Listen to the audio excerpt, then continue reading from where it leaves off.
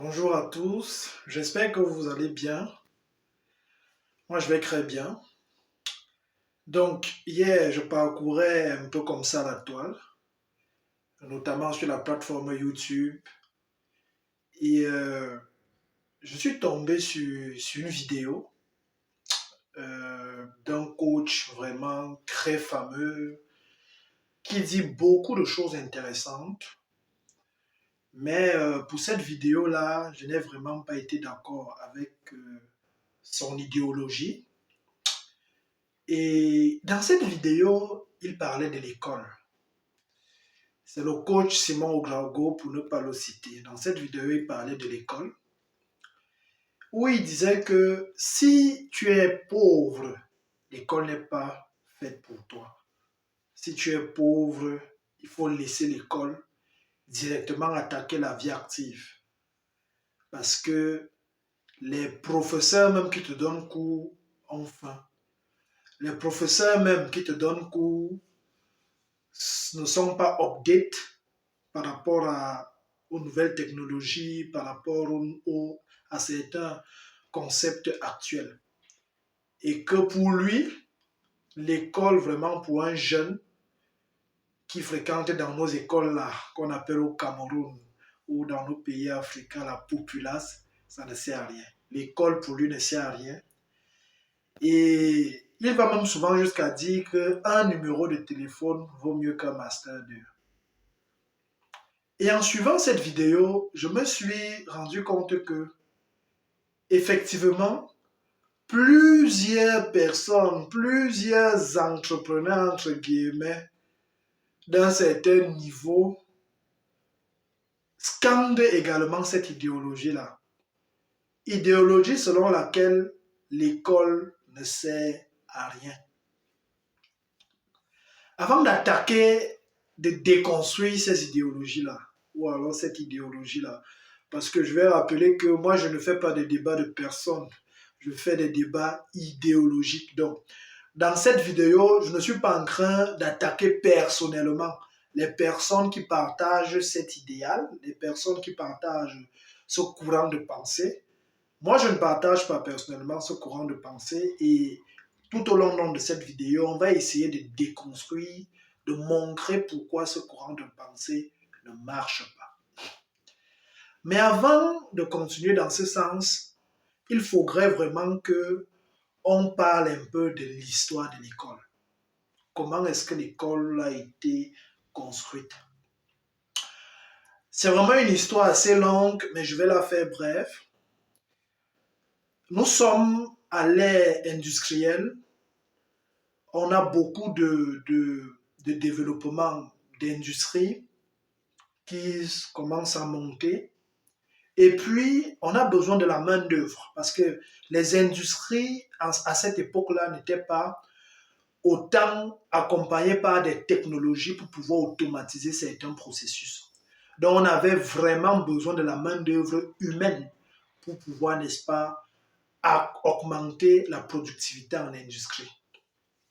Et donc, pour pouvoir augmenter la productivité en industrie, on avait besoin, on exécutait à chaque fois ce qu'on appelle des processus. Ça veut par exemple dire que si je veux par exemple fabriquer du savon liquide, comme une bonne amie à moi, Ariane, qui est en train de faire du savon liquide et qui est en train de mettre en place sa société de savon liquide, j'aurais besoin des personnes qui connaissent, qui maîtrisent le processus de comment on fait à partir de certains réactifs pour aboutir à un savon liquide. Et pour pouvoir en arriver donc là, certaines personnes que je vais recruter ne vont pas certainement maîtriser ce process-là. Donc l'idée était que lorsqu'on vient avec un être humain en industrie, on va enseigner à cet être humain-là le processus qui permet de produire un certain produit. On a donc mis alors en place l'école. L'école en elle-même en réalité est comme une industrie. Je veux dire, le système éducatif tel qu'il a été mis en place est en réalité comme une industrie. Ça veut dire quoi? Ça veut dire que les chefs d'industrie, dans ces années passées-là, avaient besoin, n'est-ce pas, de former des personnes qui maîtrisent certains processus industriels. C'est donc la raison pour laquelle ils se sont dit, OK, on va mettre en place ce qu'on appelle l'école. Et dans cette école-là, on va apprendre aux personnes à lire parce qu'on a besoin des personnes qui savent lire. On va apprendre aux personnes à écrire parce qu'on a besoin des personnes qui savent écrire.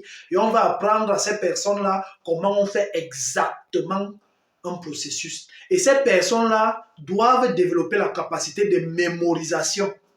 Ça veut dire qu'avant le système éducatif, c'est pour cela que vous allez voir même des personnes qui ont fait l'école il y a longtemps, ce sont des personnes qui sont très rigoureuses en termes d'écriture des règles de grammaire. Ce sont vraiment des personnes très rigoureuses. C'est-à-dire que quand cette personne-là va t'écrire une lettre, c'est propre grammaticalement, propre, conjugaison propre. Tout simplement parce que c'était le but de ces systèmes-là. Pouvoir former des gens à maîtriser des processus, à maîtriser des règles pour pouvoir accroître la productivité en industrie. Donc, la base, c'était savoir lire, savoir écrire et savoir mémoriser un processus industriel.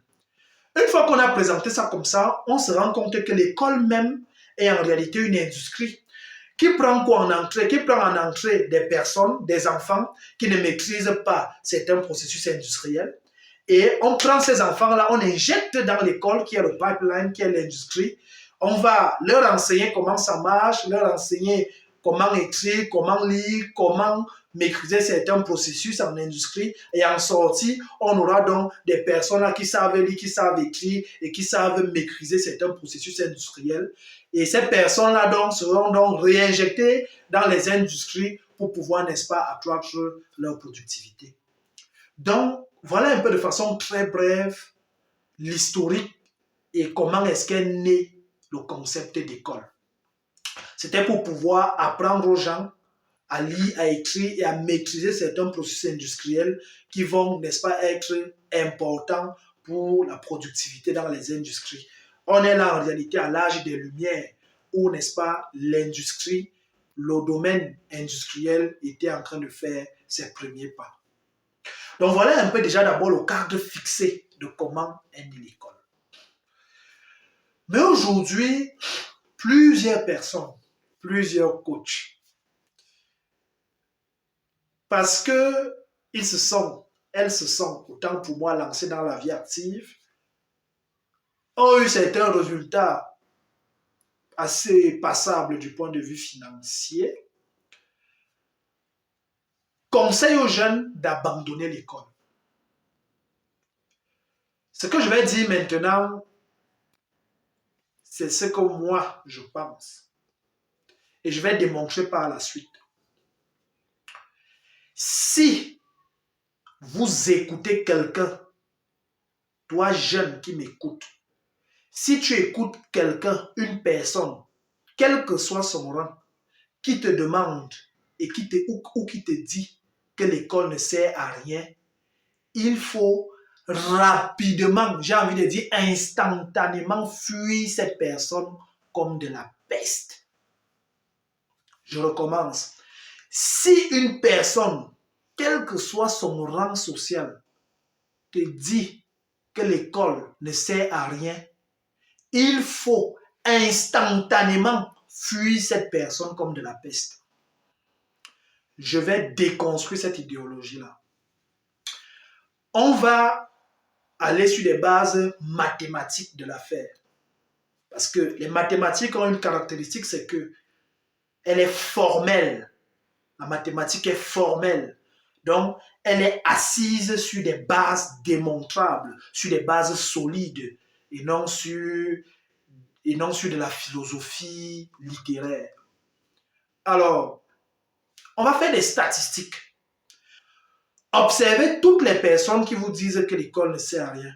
C'est souvent, dans la plupart des cas, des personnes qui ont un niveau académique très bas.